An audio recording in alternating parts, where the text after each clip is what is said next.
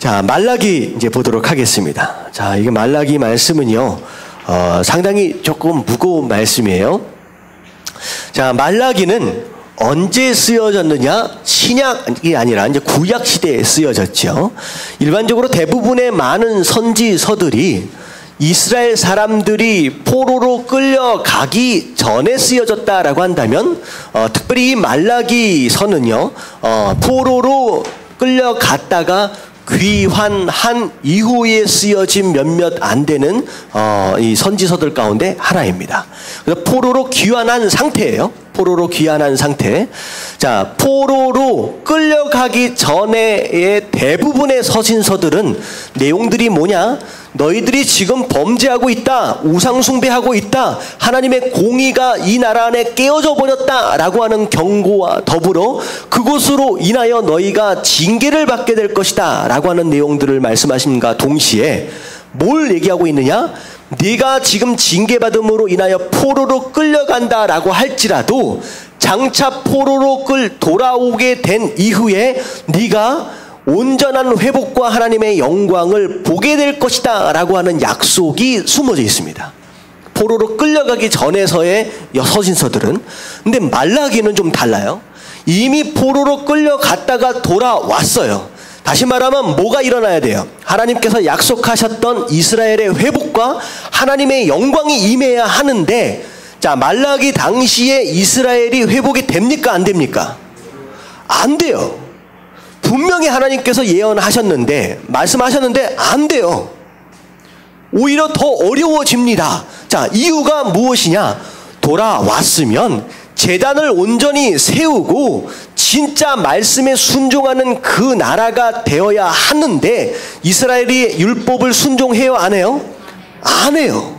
그렇게 포로 생활하면서 그렇게 맞았음에도 불구하고 돌아와서 정신 못 차리는 상태가 벌어지는 거죠. 자, 그랬을 때 하나님께서 이 말라기를 통하여 뭘 말씀하시냐? 그들의 죄에 대하여 지적하심과 동시에 책망하시고요. 그리고 책망하심과 동시에 뭘 말씀하시냐? 어떻게 보면 하나님께서 이스라엘이 스스로 회복할 수 있다라고 하는 것이 가능해요? 못 가능해요? 이제는 불가능한 상태가 되었다라고 하는 것을 하나님께서 잠정적으로 얘기를 하고 있어요. 너희 스스로 회복할 수가 없구나라고 하나님께서 결론을 내리십니다. 그래서 하나님께서 거기에 대한 대책으로 누굴 제시해요? 메시아. 이 말라기 이후에 400년 후에 오실 예수 그리스도를 말씀하시면서 그 예수 그리스도를 통해서만이 너희들에게 진짜 회복이 일어날 수 있구나라고 하는 그 얘기를 지금 하고 계시는 거예요. 그래서 이 말씀, 이 말라기 말씀을 쭉 보면서 우리가 뭘 알아야 되느냐? 지금 지적하고 있는, 책망하시고 있는 그 부분들이 성도라고 하는 우리의 삶 가운데 충분히 있어질 수 있는 죄악이라는 거예요. 그것을 통하여 우리의 자신들을 점검해야 하는 게 첫 번째 목적이고요. 두 번째는 우리의 죄를 깨달았어요. 하지만 중요한 것은 우리 스스로 죄악의 문제를 해결하고 회복되어질 수 있다 없다? 없다라는 거예요. 하나님의 결론입니다. 없다. 그러므로 우리는 누구만 붙잡아야 된다? 예수 그리스도밖에 붙잡을 수밖에 없다라고 하는 것을 이 말씀을 통하여 깨달아야 합니다. 자, 무슨 내용인지 아시겠죠? 자, 전체적인 구조를 보면 어떤 모습으로 되어 있느냐? 계속 반복되어집니다. 하나님께서 이스라엘 백성들을 향하여 가지고 있는 생각을 말씀하세요. 첫 번째. 그 다음에 이스라엘 백성들이 그 하나님의 말씀에 대하여 반문하는 장면이 나옵니다. 그러면 그 반문에 대하여 하나님께서 증명하시는 장면이 나옵니다. 이 세 가지 패턴이 말라기 전체에 계속 반복됩니다. 그래서 1절부터 쭉 볼 텐데 어떤 모습으로 하나님께서 말씀하시고 이스라엘이 어떻게 반문하고 있는지, 그리고 어떻게 하나님께서 설명하고 있는지를 우리가 좀 집중해서 보면 좋을 것 같아요. 자, 1절과 2절까지 말씀 좀 보도록 할게요. 말라기 1장 1절부터 2절까지 다 같이 시작. 여호와께서 말라기를 통하여 이스라엘에게 말씀하신 경고라. 여호와께서 이르시되 내가 너희를 사랑하였노라 하나 너희는 이르기를 주께서 어떻게 우리를 사랑하셨나이까 하는도다. 나 여호와가 말하노라. 에서는 야곱의 형이 아니냐. 그러나 내가 야곱을 사랑하였고. 자, 하나님께서 처음 이스라엘에게 말씀하신 내용이 뭐냐면 내가 너희를 사랑하였노라 라고 말씀하시는 거예요. 자, 그랬더니 이스라엘 백성들이 하나님을 향하여 뭐라고 반문해요? 주께서 어떻게 우리를 사랑하셨나이까? 다시 말하면 자기네들이 느낄 때는 사랑을 받고 있다, 안 받고 있다? 안 받고 있다는 거예요. 이유가 뭐예요? 하나님이 나를 사랑한다면, 우리나라를 사랑한다면 우리가 이 고생하는 게 맞아요, 틀려요? 틀리다는 거예요. 하나님을 사랑한다라고 말씀하시니까 아니 하나님 자 보십시오. 우리나라가 내 인생이 이렇게 고생하고 이런 문제 가운데 살고 있습니다. 자, 진짜 하나님이 나를 사랑하신다면 내가 왜 이런 고난을 당해야 되고 내가 왜 이 고통을 당해야 합니까? 하나님께 지금 반문하는 거예요. 얼마나 뻔뻔한지. 자 보세요. 지금 이스라엘 백성들이 고난을 당하고 고통을 당하는 이유가 뭐예요? 하나님 말씀에 순종하지 않으니까. 하나님 말씀하셨어요. 네가 진짜 복을 받으려면 제대로 된 예배를 드리고 내 말씀대로 순종하며 살아라. 분명히 말씀하셨어요. 근데 끝까지 그 말씀을 듣지 않고 자기 마음대로 살아요. 자기 마음대로 살고 자기가 불순종한 것에 대한 대가를 지금 치르고 있는데 그것에 대하여 뭐라고 얘기하느냐? 하나님이 날 사랑하신다면 나는 이렇게 살지 않는다는 거예요. 이런 사람들이 있어요. 우리가 경험하고 있는 거의 대부분의 고난과 고통은 누구 때문이에요? 사실은 나 때문인 경우가 많습니다. 이런 질문 하지 마십시오. 왜 내가 이렇게 고통스러워야 합니까? 아니요. 하나님이 문제가 아니에요. 누가 문제예요? 별로 인정 안 하시는 것 같은데. 이게 진짜 중요합니다. 왜 하나님한테 이런 질문을 하는 거예요? 왜 하나님 사랑한다면 내가 왜 이렇게 고통당해야 되느냐? 아니요. 사실은 문제는 내 안에 있는 경우가 훨씬 더 많습니다. 근데 이스라엘 백성들이 그렇게 불순종하고 살면서 오히려 하나님에 대해서는 하나님 날 사랑하는 게 맞습니까? 오히려 불평불만하고 있는 모습이죠. 그러고 나서 하나님께서 뭐라고 말씀하시냐? 야곱과 에서를 비교하시는 거예요. 이 얘기는 무엇이냐? 사랑을 받은 자와 사랑을 못 받은 자를 지금 비교하시는 거예요. 네가 진짜 사랑을 받는 것인지 진짜 알려면 사랑을 못 받는 자의 인생이 어떤가를 한번 보라는 거예요. 자, 사랑을 못 받는 자는 누구예요? 지금 야곱과 에서 중에서? 에서지요. 자, 봐라. 내 사랑을 못 받는 에서가 어떤 삶을 살고 있는지 한번 봐라. 3절을 보세요. 에서는 미워하였으며 그의 산들은 황폐하게 하였고 그의 산업을 광야의 이리들에게 넘겼느니라. 그들이 살고 있는 장소가 뭐가 되어버렸어요? 황폐한 황무지가 되어 있고 그리고 심지어 광야의 이리떼들이 끓는 그런 땅이 되어버렸다는 거예요. 내 사랑을 못 받는 자들은. 에돔은 말하기를 우리가 무너뜨림을 당하였으나 황폐한 곳을 다시 쌓으리라 하거니와 나 만군의 여호와는 이르노라. 그들은 쌓을지라도 나는 헐리라. 하나님 앞에 버림받은 자들, 사랑받지 못한 자들의 인생은 아무리 무엇인가를 세우려고 해도 하나님께서 작정하시고 뭐 하신다? 헐어버리신다는 거예요. 헐어버리신다. 그게 사랑받지 못한 자들의 인생입니다. 자, 사람들인 그들을 일컬어 악한 지역이라 할 것이요 거기 가면 안 된다. 거기 가면 저주받는다. 자, 여호와의 영원한 진노를 받는 백성이라 할 것이며 그냥 딱 보면 야, 진노 저주받은 백성이구나 라고 혀를 차는 그런 인생이 되어버린다. 이게 사랑을 받지 못한 에서의 모습입니다. 이 얘기를 보면 에서가 내 사랑을 받지 못하여 이렇게 고생하고 이렇게 저주받는 인생을 살고 있다라고 한다면 너희는 내 사랑 때문에 그나마 지금 어떻게 하고 있다는 거예요? 그나마 여기까지 살아왔다라고 하는 거죠. 여러분들, 하나님께서 여러분들을 사랑하고 계시는 줄로 믿습니다. 만약에 우리가 사랑을 받지 못했다라고 한다면 여러분들이 이 자리에 있을 수 있을까요? 없을까요? 없다는 거예요. 없다는 거예요. 비교하는 거예요. 근데 이 말씀을 딱 읽으면 아니 에서가 뭘 그렇게 잘못했길래 야곱은 택하시고 에서는 왜 이렇게 버리셨을까? 이것도 하나님의 주권이에요. 근데 여기에 대해서 또 논쟁할 수 있습니다. 하지만 이게 논쟁거리가 아니에요. 이거 하나님의 주권에 대한 내용입니다. 여기에 대해서 논쟁 좋아하는 사람들은 자꾸 얘기를 합니다. 근데 이건 뭐라고 생각하시면 되냐면 자, 물에 많은 사람들이 빠졌어요. 아니, 그렇게 생각하지 말고 고아원이 있다라고 생각하세요. 어떤 두 부부가 고아원에 가가지고 입양을 결정을 합니다. 그래, 입양을 결정할 때 한 아이를 데리고 나오잖아요. 한 아이를 데리고 나올 때 그 아이가 갑자기 그 부모들을 향하여서 왜 나만 선택하고 왜 쟤네들을 왜 선택 안 했냐고 반문할 수 있어요, 없어요? 없어요. 그저 그 순간에는 뭐 할 수밖에 없어요. 그 많은 사람들 가운데 나를 선택하신 그 두 분에 대하여 뭐 할 수밖에 없어요. 그냥 감사할 뿐이에요. 여러분, 이 부분에 대하여 논쟁하지 마십시오. 하나님의 주권입니다.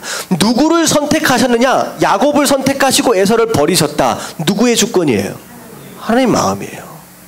여기에 대해서 우리가 굉장히 자유로울 필요가 있습니다. 그 하나님의 주권에 대하여. 그저 우리를 선택하셔서 우리로 하여금 예배 자리에 참석할 수 있도록 하셨다라고 하는 그거 하나만으로 우리는 뭐 하면 되는 거예요? 그냥 감사하면 되는 거예요. 자, 이스라엘 백성들 결국은 이제 하나님의 사랑의 심에 대해서 지금 말씀을 하고 계시죠. 자, 6절 좀 보도록 하겠습니다. 자, 6절 다 같이 한번 읽어볼게요. 6절만 다 같이 시작. 내 이름을 멸시하는 제사장들아, 나 만군의 여호와가 너에게 이르기를 아들은 그 아버지를 종은 그 주인을 공경하나니 내가 아버지일진데 나를 공경함이 어디 있느냐? 내가 주인일진데 나를 두려워함이 어디 있느냐 하나 너희는 이르기를 우리가 어떻게 주의 이름을 멸시하였나이까 하는도다. 자, 하나님께서 이스라엘 백성들에게 두 번째 말씀하시는 거예요. 첫 번째는 내가 너희를 사랑한다. 자, 두 번째는 뭐라고 말씀하시냐? 너희 영적 지도자들이 나를 지금 뭐 하고 있다? 공경하지 않고 두려워하지 않고 있다는 거예요.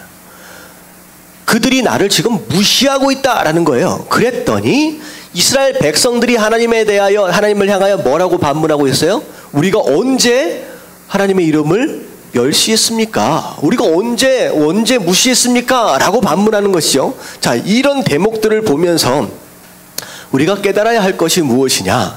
하나님께서 끊임없이 말씀을 통하여 우리 죄악된 부분들을 지적하고 계십니다. 우리의 잘못된 부분들을. 근데 우리는 속으로 뭘 생각하고 있어요? 나는 아니다라는 거예요. 나는 잘하고 있다는 거죠. 지금 이스라엘 백성들이 그러는 거예요. 하나님 분명히 너희들이 나를 지금 무시하고 있다라는데 우리가 언제 무시했는데요? 우리는 잘하고 있는데요? 라고 얘기를 하는 거예요. 그랬더니 하나님께서 하나하나 이제 짚어가고 계시는 거예요. 7절을 보니까 너희가 내 제단에 어떤 떡을 올렸느냐? 더러운 떡을 올렸다는 거예요. 원래 레위인들이 하나님께 드려야 할 떡은 무교병으로서 정해진 떡이 있고 정해진 시간대들이 있었는데 지금 하나님께서 그 떡을 더럽다라고 하시는 이유는 무엇이냐? 내가 올리라고 하는 그 떡을 그 시간에 올린 거예요? 안 올린 거예요?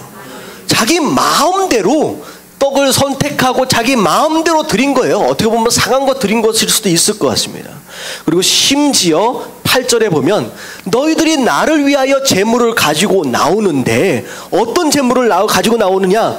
눈 먼 것을 가지고 나오고 다리를 저는 것을 가지고 나오고 병든 것을 가지고 나오고 있다라는 거예요. 내게 바칠 것으로 가지고 나올 제물을 심지어 뭐라고까지 얘기했냐? 너희 총독에도 줄 수 없는 것들을 가지고 나온다는 거예요. 하나님이 그거 받으시는 거예요? 못 받으시는 거예요? 못 받으시는 거예요. 생각해보면 너희 상사한테 그걸 준다고 생각해봐라. 그 상사가 그걸 기뻐하겠느냐?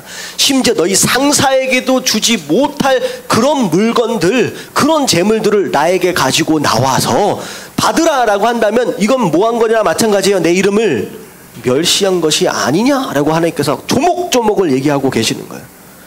여러분들 하나님께 드려질 재물, 여러분 쓰다 남은 것이나 정말 못 쓰고 어떻게 버리면 아까운 이런 것들을 가지고 나와서는 안 된다라고 하는 거, 여러분 깨달아지시길 주님의 이름으로 축원합니다. 아멘. 이게요, 여러분들이 드리는 헌금에 대한 내용만이 아니라는 거예요. 여러분 바빠서 예배를 못 드려요. 바빠서 예배를 못 드려. 그 말 안에는 뭐가 들어있어요? 내가 바쁘지 않아야 예배를 드릴 수 있다. 이 얘기는 뭐냐면 내가 내일 다 쓰고 나서, 시간 다 쓰고 나서 혹시나 남겨지는 시간이 있으면 그때 뭐 하겠다는 거예요? 그때 예배 드리겠다는 거예요. 무슨 얘기예요? 오늘 얘기랑 똑같은 얘기예요. 내가 다 쓰고 나서 남는 시간 내가 예배 드리겠습니다. 아니, 내가 그 시간 안 받겠다라는 거죠. 내 건강, 여러분들 아파도 예배는 드리는 거예요. 할렐루야. 아멘. 내가 건강이 없으면 못 드려. 이 얘기는 뭐냐면 내가 내 삶을 위해서 쓰다가 남는 건강이 있으면 드린다는 거예요. 여러분들 아니에요. 하나님은 절대로 쓰다 남은 것 받으시는 거지가 아닙니다. 그러면 하나님은 그렇게 대접을 받으실 분이 아니다라고 하는 거예요. 지금 하나님은 그 얘기를 하시는 거예요. 여러분 대통령하고 딱 만난다. 내일 미팅이 있어요. 그러면 여러분들 어떻게 하시겠어요? 내일 미팅을 위해서 그 시간 바쁘면 못 나가요? 잘 보면 바쁘면 못 나가요? 아니죠. 내일을 위해서 아마 한 달 전서부터 준비할걸요.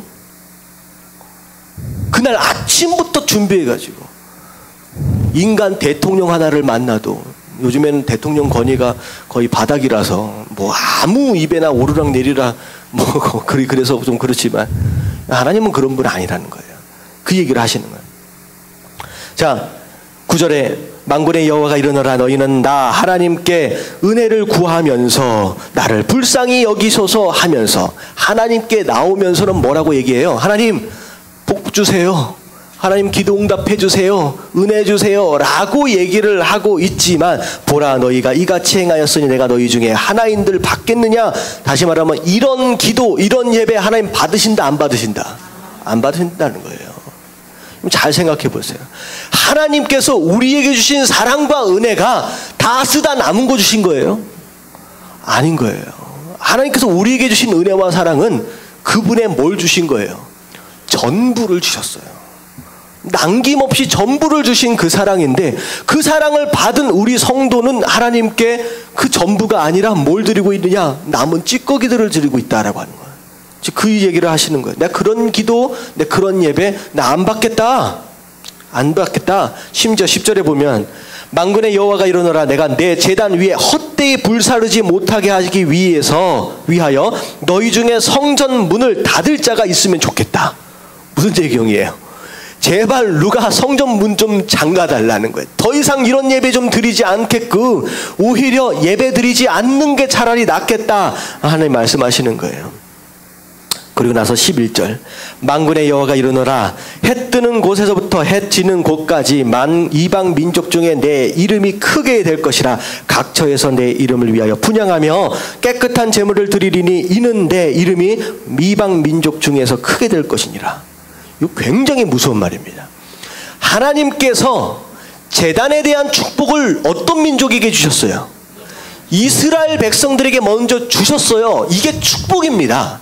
근데 이스라엘 백성들이 그 축복을, 그 제단을 세우는 그 축복을 어떻게 감당하고 있었느냐? 엄청 소홀히 감당하고 있었다는 거예요. 받으실 수 없는 제단을 지금 쌓고 있다는 거예요. 그랬더니 하나님 뭐라고 말씀하시냐? 내가 너에게 준 이 제단의 축복을 누구에게 빼앗아 버리겠다? 이방 민족들에게 빼앗아 줘버리겠다. 하나님 말씀하시는 거예요.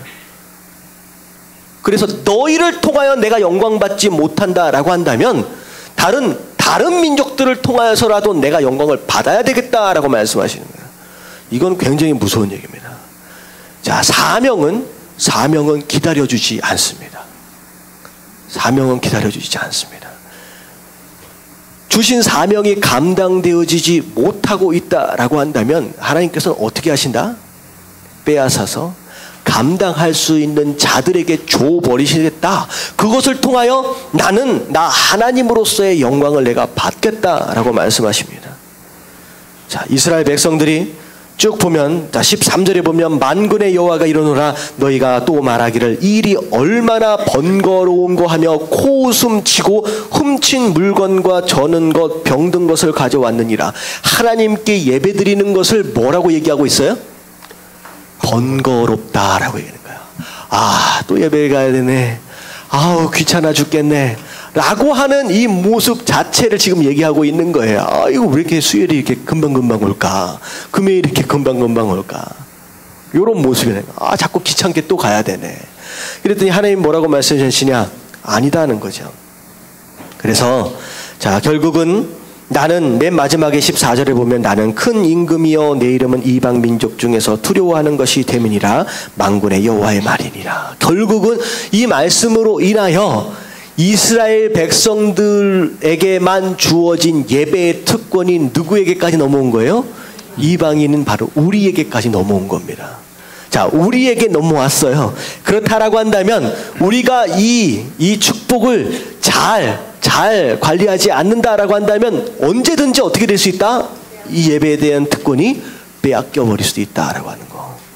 여러분들 이게 굉장히 중요한 내용입니다. 그래서 사실 선교에 대한 사명도 마찬가지고 하나님께서 어떤 백성들에게 주셨다가 감당하지 못하면 또 다른 민족에 또 넘어가요.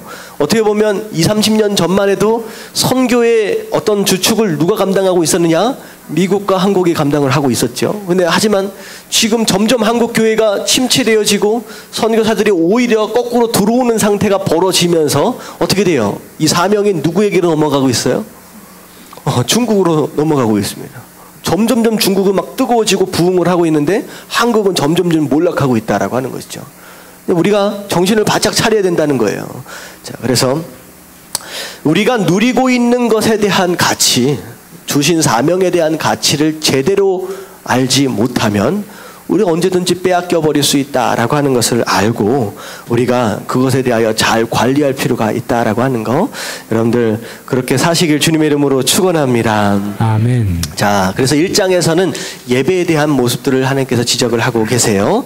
자, 2장으로 좀 넘어오면, 자, 제사장들에게 말씀하시는 내용이 나와요. 너희 제사장들아, 이제 너희에게 이같이 명령하노라. 만군의 여호와가 이르노라. 너희가 만일 듣지 아니하며 마음에 두지 아니하며 내 이름을 영화롭게 하지 아니하면, 지금 지도자들이 하나님의 말씀을 잘 안 듣는다는 거예요. 자기 마음대로 산다는 것입니다. 자, 그렇게 하면, 자, 뭐라고 얘기하고 있어요? 내가 거기서부터 읽어볼게요. 시작. 내가 너희에게 저주를 내려 너희의 복을 저주하리라. 내가 이미 저주하였으나니 이는 너희가 그것을 마음에 두지 아니하였음이라.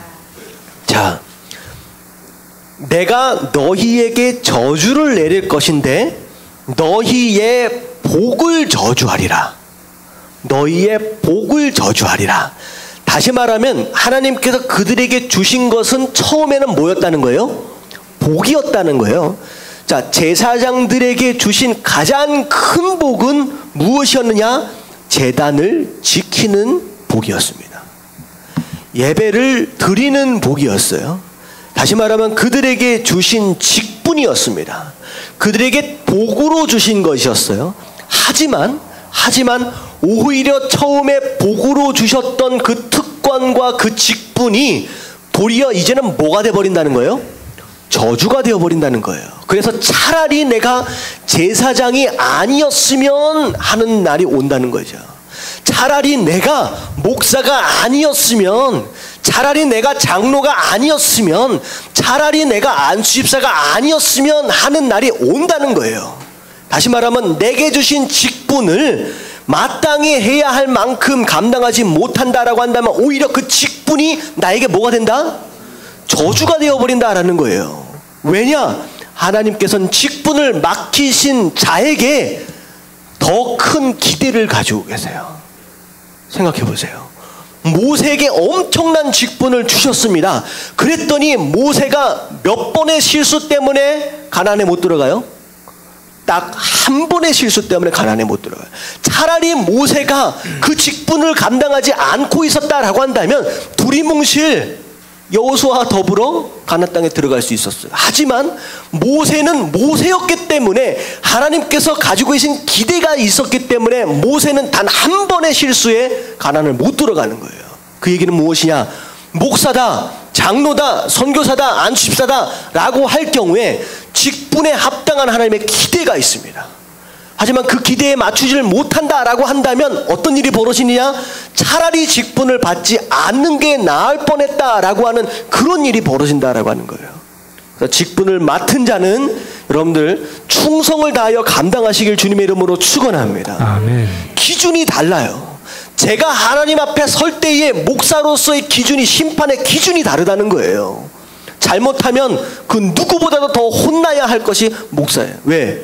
그 직분을 축복으로 주셨어요. 거기에 대한 합당한 기대치가 있다라고 하는 거예요. 이 얘기는 뭐냐면, 제사장, 너 나중에 후회한다는 거예요. 차라리 내가 일반인이었으면 하는 가슴을 치는 날이 온다는 거예요. 3절에 보면 너희 후손들까지 내가 꾸짖을 거다. 너에게 내려진 그 저주는 누구까지 가는 거예요? 너희 자손들에게까지 간다. 너희 자손들에게까지 간다. 심지어 뭐라고 얘기하느냐?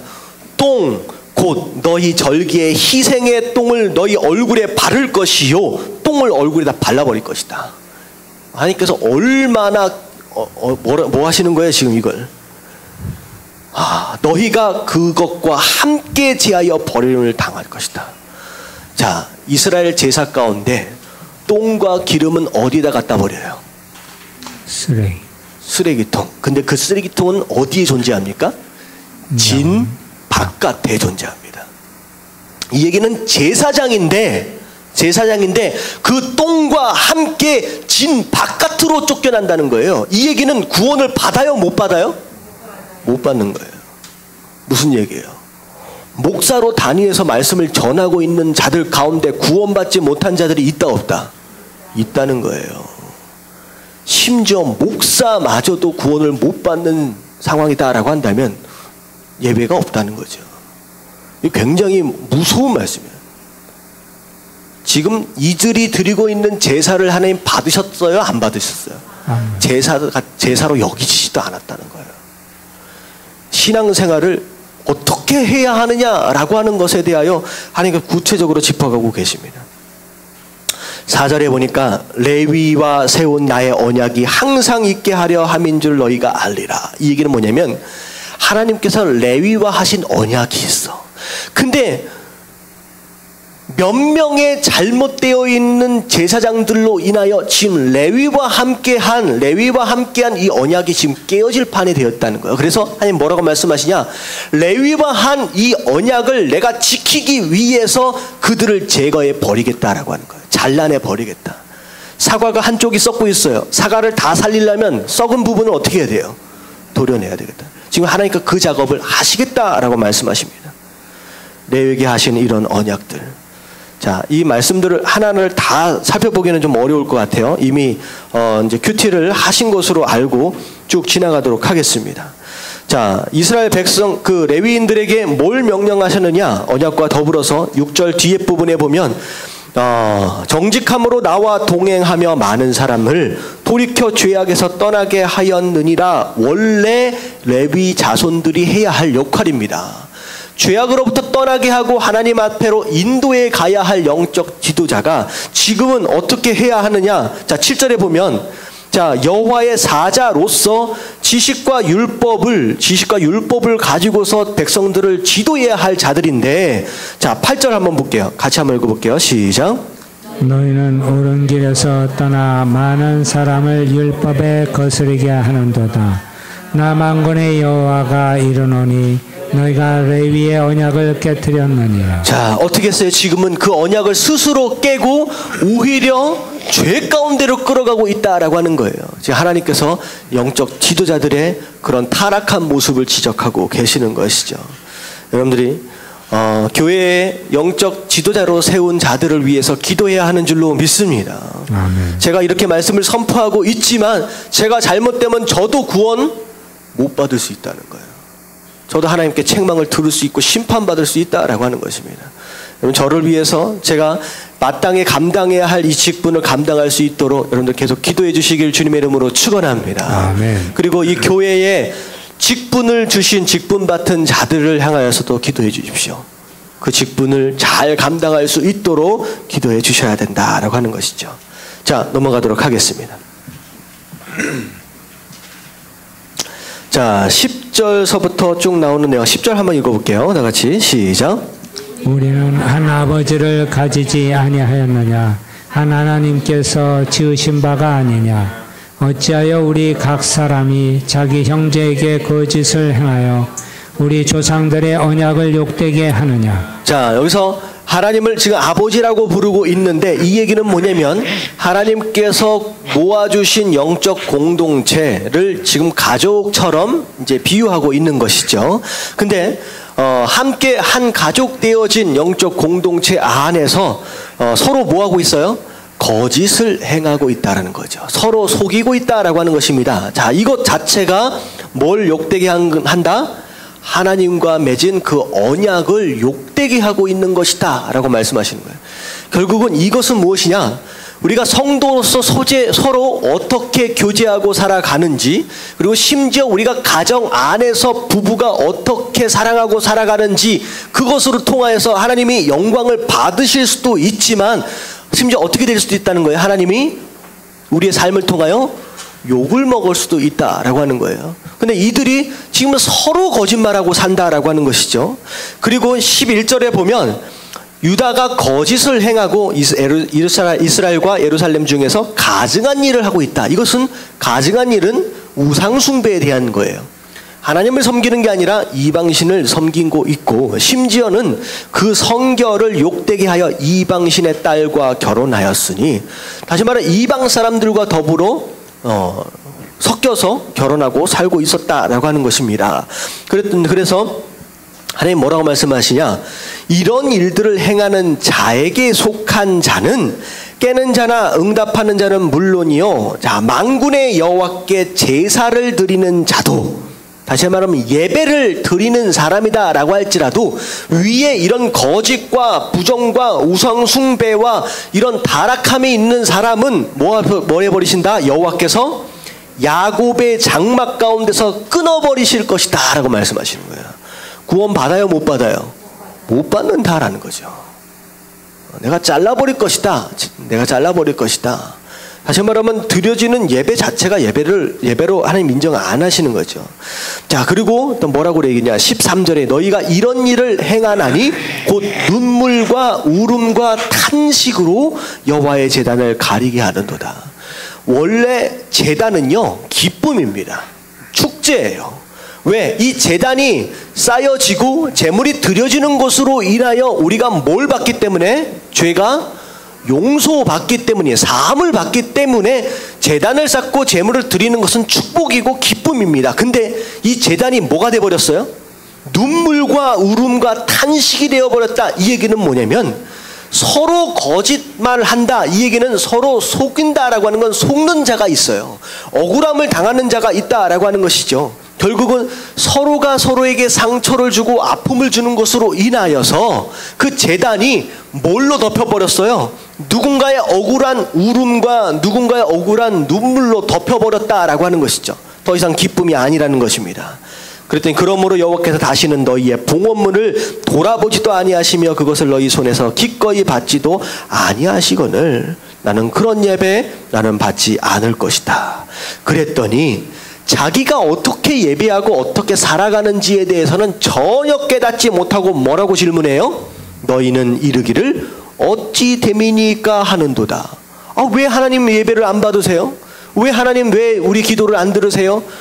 이거 엉뚱하게 질문한다는 거예요. 이는 내가 어려서 맞이한 아내 사이에 여호와께서 증인이 되시기 때문이라. 그는 내 짝이여 너와 서약한 아내로되 내가 그에게 거짓을 행하였도다. 지금 이것은 가정 안에서의 부부와의 관계를 얘기합니다. 이 앞에 11절에 나와 있는 이방신의 딸들과 결혼하는 이 상황들은 어떤 상황이냐? 원래 아내가 있었어요. 젊었을 때 결혼한 아내가 있었는데 나중에 먹고 살만 하니까 젊었을 때 얻은 이 아내를 뭐 했어요? 버렸어요. 버리고 다른 여자에게 가고 외도하고 이런 일들을 했다라고 하는 것이죠. 자, 그에게 영이 충만하였으나 오직 하나만 만들지 아니하였느냐? 어찌하여 하나만 만드셨느냐? 이는 경건한 자손을 얻고자 함이시니라. 다시 말하면 하나님께서 세우신 가정의 모습은 남편과 아내가 분명히 몇 명씩이에요? 한 명씩이라는 거죠. 한 명씩. 내가 하나만 줬다라는 거죠. 지금 너희들은 근데 그렇게 하지 못한다라는 것입니다. 16절 다 같이 한번 읽어볼게요. 다 같이 시작. 이스라엘 하나님 여호와가 이르노니 나는 이혼하는 것과 옷으로 학대를 가리는 자를 미워하노라. 만군의 여호와의 말이니라. 그러므로 너희 심령을 삼가 지켜 거짓을 행하지 말지니라. 자, 하나님께서 미워하는 것 두 가지를 얘기합니다. 이혼하는 것, 이것은 무엇이냐? 남편이 아내를 쓸모없다 버리는 이런 모습들, 나는 그거 좋아하지 않는다는 거야. 좋아하지 않는다. 그리고 옷으로 학대를 가리는 자를 미워하노라. 누가 학대를 받아요? 남편으로 인하여 아내가 학대를 받는 거예요. 학대를 받았더니 몸에 멍투성이, 상처가 생긴 거예요. 그것을 뭘로 가렸어요? 옷으로 가렸어요. 다시 말하면 남편이 아내를 향하여 폭력적으로, 어떻게 보면 피지컬하게 육신적으로 때리는 거라든지 아니면 말로 폭력을 행사하든지 그것으로 인하여 아내가 상처받아서 멍들어 있고 그것을 옷으로 가려야 하는 이런 상황들, 하나님이 좋아하신다, 미워하신다? 미워하신다라고 말씀하셔요. 네, 하나님께서 그거 미워하신다. 그러면 안 된다라고 하는 거예요. 가정 안에서 이런 모든 폭력적인 것들과, 이것은 어떻게 보면 육신적인 폭력 옛날에는 많았죠. 옛날에 많았습니다. 근데 요즘에는 많이 줄어들고도 있지만 육신적인 폭력뿐만 아니라 언어적인 폭력도 마찬가지예요. 내 아내다라고 해서 함부로 막 말해서는 안 된다는 거예요. 그것으로 인하여 누군가가 상처가 되고 아픔이 된다라고 한다면 내가 드리는 예배 하나님 받으세요, 안 받으세요? 안 받는다. 네가 드리는 예배가 뭘로 덮여져 있기 때문에 네 아내의 눈물과 울음으로 덮여 있기 때문에 네가 드리는 예배 내가 받지 않겠다라고 말씀하시는 거예요. 여러분, 가정 안에서 이런 화목을 이루시게 되길 주님의 이름으로 축원합니다. 아멘. 자, 이 예언을 보니까 가정 안에서의 화목은 누구 하기 나름이에요? 전체적으로 보면 남편하기 나름이에요. 근데 제가 말씀드렸죠. 가정의 머리는 남편이지만 여자는 누구라고요? 목이다. 그래서 남편은 누구 하기 나름이다? 아내 하기 나름이다. 아내들이 잘 하십시오. 남편이 이렇게 잘 하실 수 있도록. 남편들은 이런 가정을 만들어 가실 수 있게끔. 그래서 가정 안에서 치고받고 싸우고 울고 상처받고 멍들고 그런 가운데 나와가지고 예배드리는 건 안 받겠다는 거예요. 다시 말하면 진짜 예배가 예배답게 드려지기 위해서는 뭐가 회복되어야 돼요? 가정이 회복되어져야 된다. 여러분들, 남편 되신 분들과 아내 되신 분들은 이 말씀을 들으실 수 있게 되길 주님의 이름으로 축원합니다. 자, 17절에 보니까 너희가 말로 여호와를 괴롭게 하고도 이르기를 우리가 어떻게 여호와를 괴롭혀 드렸습니까? 네가 나를 괴롭게 한다라고 하는데 우리가 언제 하나님을 괴롭게 했는데요? 라고 뻔뻔하게 이런 얘기를 한다라고 하는 거예요. 자, 뭐라고 얘기하느냐? 이는 너희가 말하기를 모든 악을 행하는 자는 여호와의 눈에 좋게 보이며 그에게 기쁨이 된다 하며 또 말하기를 정의의 하나님이 어디 계시냐 하미니라. 자, 우리가 죄를 지어도 괜찮다는 거예요? 안 된다는 거예요? 안 돼요. 되는데 야, 죄 지어도 괜찮아. 다 그러고 사는 거야. 하나님은 회개하면 뭐 하시는 분? 용서하시는 분. 이렇게 하나님한테 얘기한다는 거예요. 이게 하나님께 뭐가 된다? 괴로움이 된다라고 하는 거죠. 자, 우리가 하나님의 속성을 잘 알아야 돼요. 자, 하나님은 사랑의 하나님이시지만, 자, 반대쪽에서는 반드시 뭘 기억해야 돼요? 사랑의 하나님, 공의로우신 하나님이에요. 하나님께서는 용서하시길 기뻐하시지만 죄에 대하여 그냥 무조건 용서하실 수 있는 분은 아니다라고 하는 거죠. 이 사랑과 공의, 이 두 가지의 균형이 사실 우리 신앙 가운데 반드시 있어야 합니다. 이것에 대한 균형이 없으면 이상한 신앙이 돼요. 자, 오늘 말씀은, 자, 이스라엘 백성들이 공의의 하나님을 잃어버리고 뭐만을 잡았어요? 사랑의 하나님. 그냥 뭐든지 다 용서하실 것처럼 생각한다는 거예요. 이방 사람들은 그냥 지옥 갈 인생들, 우리 백성들은 이미 선택받았기 때문에 우리가 어떻게 살아도 상관없어, 이 얘기죠. 그래서 어떻게 보면 그 칼비니즘에 젖어 있는 우리 장로교 신앙, 잘못된 신앙이 있어요. 어떤 신앙이에요? 우리가 선택받았어, 우리가 고백하면 앞으로 나는 어떻게 살아도 어디 간다? 천국 간다. 어디 그런 얘기가 있어요? 아니에요. 이 잘못된 극단적인 칼비니즘으로 가는 거예요. 선택받았고 용서받았으면 나는 구원받는 거지 라고, 그러고는 어떻게 돼요? 그 다음부터 내 삶이 변화되어져 가는 성화가 있어야 되는데 그것을 완전히 무시하고 뭐가 있어요? 내가 어떻게 살아도 나는 다 용서받았어. 그래서 나는 그냥 천국 가는 거야 라고 생각하며 마음대로 산다는 거죠. 이스라엘 백성들이 지금 그렇게 살고 있는 겁니다. 아니다. 나는 그런 하나님 아니다. 나는 사랑이지만 나는 공의로우신 하나님이다. 지금 사랑만을 붙들면 이런 모습이 되어버릴 수 있습니다. 철저하게 하나님께서 우리의 인생을 보시고 계산하신다라고 말씀을 하셨어요. 근데 반대로 공의로우신 하나님만을 붙잡게 되면 어떤 일이 벌어질까요? 공의로우신 하나님이 예배 때 왜 나와요? 혹시나 안 나오면 벼락 맞을까봐.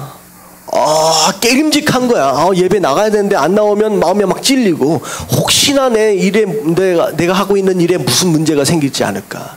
이런 신앙을 산 자 중에 대표적인 사람이 구약의 욥입니다. 욥이 어떻게 신앙생활을 하는지 1장과 2장과 3장을 잘 들여다보세요. 자, 욥은 어떻게 했어요?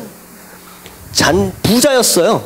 잔치를 벌이고 그 아들들 딸들이 막 그렇게 놀면 그 잔치가 끝나자마자 욥이 했던 일이 있어요. 그 애들을 10명을 다 불러다가 뭐 했어요? 예배. 제사를 드렸어요. 뭘 위해서? 혹시나 잔치 가운데 범죄한 일이 있을까 봐서 제사를 드립니다. 혹시나 그것 때문에 너희가 범죄해서 내가 누리고 있는 이 모든 축복들이 언제 날아갈까? 혹시나 벌받지 않을까? 그런 두려움이 안에 있는 거예요. 사랑의 하나님이 아니라 공의의 하나님만 붙잡으면. 그래서 나중에 2장인가 3장에 보면 엄청난 재앙이 숨쉴 겨를도 없이 전부 다 하나님 뺏어가시잖아요. 그때 욥이 고백한 내용이 있어요. 뭐라고 고백해요? 내가 그토록 두려워하던 그것이 이제야 내게 임했구나라는 고백을 해요. 다시 말하면 신앙생활을 하면서 항상 뭘 생각했어요? 혹시나 내가 죄 지으면 벌 받을 수도 있다. 이게 온전한 신앙이에요? 아니에요. 어떻게 보면 욥기를 보면 마치 하나님과 사단과의 자존심 싸움 때문에 욥이 피해자가 된 것처럼 보이지만 아니요. 이 시험을 사실은 누굴 위해 허락하신 거예요? 욥을 위해서. 반쪽짜리 신앙생활을 하고 있는 거야. 아니야.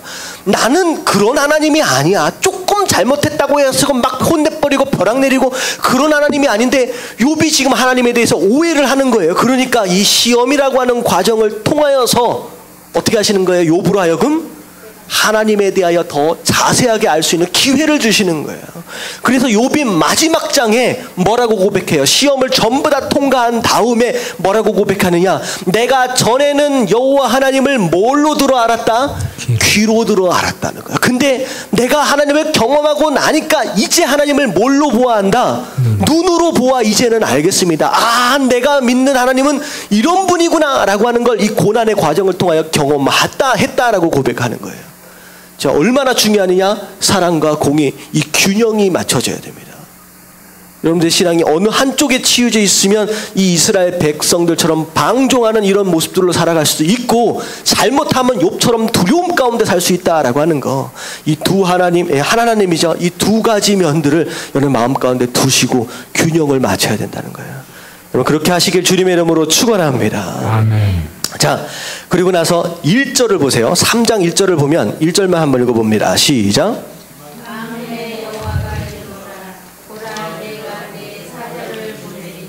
그가 내 앞에서 길을 준비할 것이요 또 너희가 구하는 바 주가 갑자기 그 성전 임하시리니 곧 너희가 사모하는 바 언약의 사자가 임하실 것이요. 자, 이게 굉장히 중요한 내용이요. 특별히 말라기에서만 나오는 특징입니다. 여기서 뭘 얘기하고 있느냐? 지금까지 이스라엘 백성들의 죄악들을 전부 다 조목조목 지적하셨어요. 자, 그러고 나서 돌이킬 것에 대하여 하나님께서 뭘 말씀하고 계시느냐? 지금 1절에는 뭘 얘기하고 있는 거냐? 처음에 나오는 내가 내 사자를 보낼 것이다. 자, 이게 누굴까요? 처음에 나오는 내가 내 사자를 보낼 것이다 라고 하는 건 앞으로 400년 후에 오게 될 세례 요한입니다. 세례 요한입니다. 왜냐하면 그가 내 앞에서 길을 준비할 것이다 라고 말씀하고 있어요. 자, 그리고 나서 또 너희가 구하는 바 주가, 자, 누구에게만 쓸 수 있는 단어냐? 하나님께만 쓸 수 있는 단어의 이 주라고 하는 단어는 갑자기 그 성전에 임하시리니 곧 너희가 사모하는 바 언약의 사자가 뭐 할 것이다? 임하실 것이다. 자, 첫 번째 사자는 하나님 뭐 하실 거예요? 보내지만 두 번째 사자는 뭐 해요? 임한다. 두 번째 사자는 곧 하나님이란 뜻이에요. 자, 누구예요? 예수님입니다. 예수님. 결국은 그 임하시는 날, 그가 임하시는 날, 누가 능히 당하며 그가 나타나는 때에 누가 능히 서리요? 그는 금을 연단하는 자의 불과 표백하는 자의 잿물과 같을 것이다. 결국은 그 두 번째 말씀하신 언약의 사자가 하실 일이 무엇이냐? 금을 연단한다. 금 안에 있는 뭘 빼는 거예요? 불순물을 빼버린다. 다시 말하면 이 금은 곧 누굴 의미하느냐? 이스라엘 백성들을 의미합니다. 순전하지 못한 상황이 되어버렸다는 거죠. 근데 그분께서, 예수님께서 오셔서 하실 작업이 무엇이냐? 원래는 금이었는데 금 안에 섞여버린 그 찌꺼기들을 뭐 하시는 작업? 전부 다 제거하시는 작업. 이 죄를 전부 다 빼내시는 작업, 더러워진 옷을 깨끗하게 하는, 표백하는 작업들을 예수님께서 하실 것이다. 결국은 너희의 죄는 너희 스스로 해결할 수 있다 없다? 없다라고 결론이 난 거예요. 지금 결론이 난 거예요. 400년 후에 내가 보낼, 그리고 임하실 그 사자로 인하여서 이런 일들, 죄에 대한 문제가 해결되어질 것이다 라고 얘기하신 거예요. 그리고 나서 자, 3절 같이 한번 읽어봅니다. 시작. 그가 은을 연단하여 깨끗하게 하는 자같이 앉아서 레위 자손을 깨끗하게 하되 금은같이 그들을 연단하리니 그들이 공의로운 제물을 나 여호와께 바칠 것이라. 자, 예수님께서 이 땅에 오셔서 죄에 대한 문제를 해결하시며 깨끗하게 하시는 작업들이 진행되고 나면 회복의 첫 번째 단계로 있어지는 현상이 무엇의 회복이에요? 예배의 회복입니다. 자, 보세요. 금과 은같이 그들을 연달하시리니, 다시 말하면 모든 죄가 깨끗하게 될 것인데 그들이 그때서야 어떤 예물? 공의로운 제물을 나 여호와께 바칠 것이니라. 결국은 회복되어지게 되는 순간 진짜 예배가 생겨나게 될 것이다 라고 하는 거예요. 그래서 모든 것의 회복은 무엇서부터? 예배로부터예요. 다시 말하면 여러분 삶 가운데 깨어지고 망가지고 더럽혀진 그런 부분이 있다라고 한다면 반드시 무엇을 회복해야 된다? 예배를 회복해야 된다. 예배가 회복되지 않으면요, 그때부터는 무너지기 시작하는 거예요.